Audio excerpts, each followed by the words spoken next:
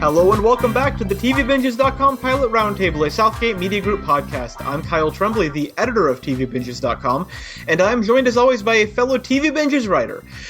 By the end of this episode, she will have stolen all the art in my house. It's Olivia Richards! Hello! I was hoping you wouldn't notice. Oh, I didn't. Don't worry. I'm just speaking like from the narrator from above voice. I am obliviously recording this podcast as you sneak around and put art into your backpack. Perfect. I have to work quick. Yes. So today we are talking about ABC's newest Thursday night drama from Shonda Rhimes. It's The Catch.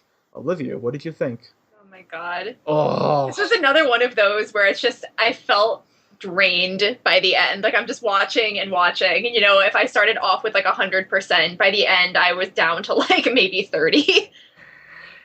Yeah. Oh, gosh.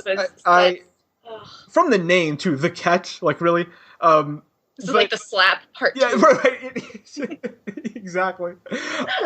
Except this one, like, has a couple different layers, because, like, there's a catch, and like, catching the people. The slap was literally just about a slap, which was great, which is part of why it was so funny. So this show is, the premise is that Alice, played by Morel Enos. Shout out to Morel Enos, by the way, going from The Killing to this show. Just a real sad career. I'm sure she's made a lot of money and seems like a good actress and is certainly trying here, but man, rough. But anyway, so Alice is a security expert who makes a very good living as a partner at a security firm devoted to like what appears to be foiling dastardly heist plans. You do. But as it turns out, about 10 minutes into this pilot, her would-be husband, played by Peter Krause, was actually her arch nemesis, the creatively named Mr. X, all along. And we go from there. On paper, this show should work for me. This is like my my Limitless kind of rule. Like I am a hook, line, and sinker sucker for any kind of heist, any kind of like spy games. Like The Americans is one of my favorite shows. I loved the first season of Homeland and the surveillance of that. Like I love surveillance, spies, heists, action. Like this should work for me, and yet it just like as you said, as the pilot progressed. And as we sort of unfurled this, like, already impossibly complicated story with the woman and her husband and being the nemesis and all that, and as, like, it became clear that the show really doesn't know what it's doing with the action scenes, I just got more and more depressed watching this. Like, it just, whatever goodwill this premise had coming in was, like, gradually lost as I actually watched the show. I 1000% agree. And I think it was sort of a double issue for me, because not only did I get really, like, lost in the plot, and I, like, didn't like that part, but then I also hated the two leads. Oh, gosh. Like, together and apart. Just both of them, when they were together, made me just, like, want to turn everything off and just, like, rage quit there. But then when they were apart, it's like, it was just, if you took the two least charismatic people in the entire universe and put them together and had them, like, fall in love and then have to, you know, like, see the whole thing. I'm like, what is this?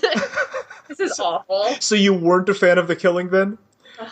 I haven't seen it, but I could probably tell you that I would. Yeah, I mean, Morel Enos' chemistry with Peter Krause made me long for the days in which he was investigating child murders with Joel Kinnaman. I just, like, that show, as terrible as it was, like, they had such better chemistry in, like, moments on that show than was demonstrated in this pilot. Like, if we did an end of the year, like, least believable on-screen couples, these two would be right up there. Like, I'm convinced they have never met each other. They filmed this season, they still have not met each other. Right?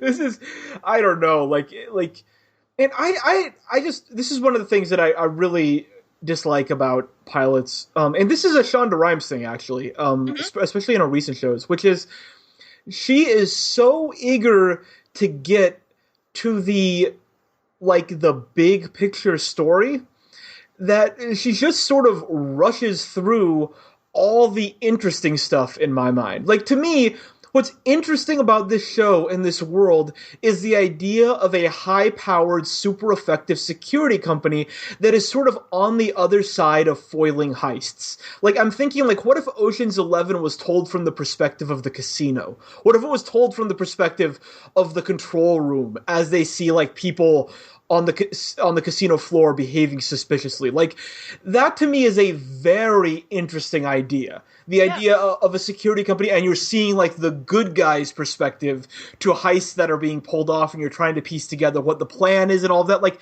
that is an interesting premise, and we very, very briefly see a little bit of it in the introductory scene. But then, like, right off the bat, the show just launches headlong into this tangled, twisted web of romance and freaking Pitbull songs and just like all the sort of gushy stuff that is very similar to a lot of shows on TV and sort of smooths over whatever interesting edges this show might have, but then also just isn't executed well. You know, it doesn't play to the show's strengths. It doesn't play to the strengths of the writing. All the characters are written like robots.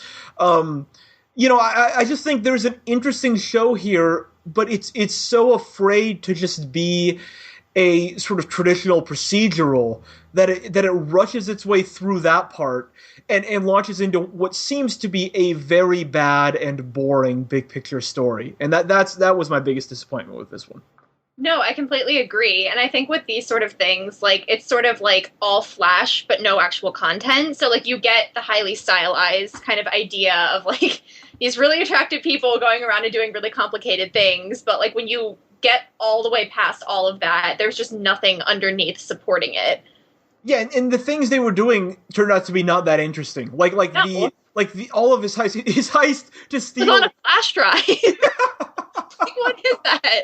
Yes, the big culmination of this episode, the guy's heist was to pretend to be someone else, to talk to this tech billionaire, and then when the tech billionaire shows him a flash drive, he picks his pocket and takes it. Like, that was the climactic heist. It's like, you gotta do better than that. That can't be what the episode is building towards. It just can't. You know, you've gotta like take a little bit of care with your episode specific stories. It can't just be, I mean, I know this show is irrationally devoted to its like relationships and its characters, and it definitely thinks it's something other than what it is.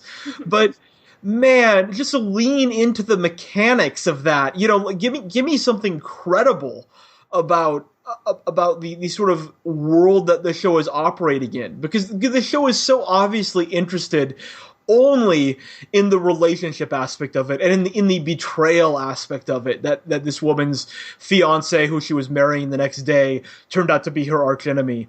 But it's not interested at all in the actual world in which they are arch enemies. It has no interest in the hacking or in the cybersecurity or in the just the general security aspect of it all. It just breezes through all that stuff.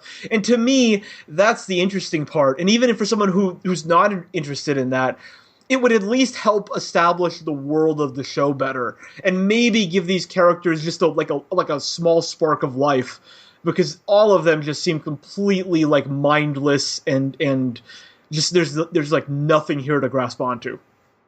No, I completely agree. And I think it has kind of what I call the scented garbage bag effect, where it's just, it looks like really appealing, but it's either completely empty or just like completely just filled with trash. Like, yes, that's one of my favorite categorizations that you make, the scented garbage bag show. A show that is very pretty and features very pretty people, but is still a bag of garbage. Yeah, this qualifies for that. I mean, it's just, I think in general, like with a show like this, it has to walk a real fine line of becoming too stupid.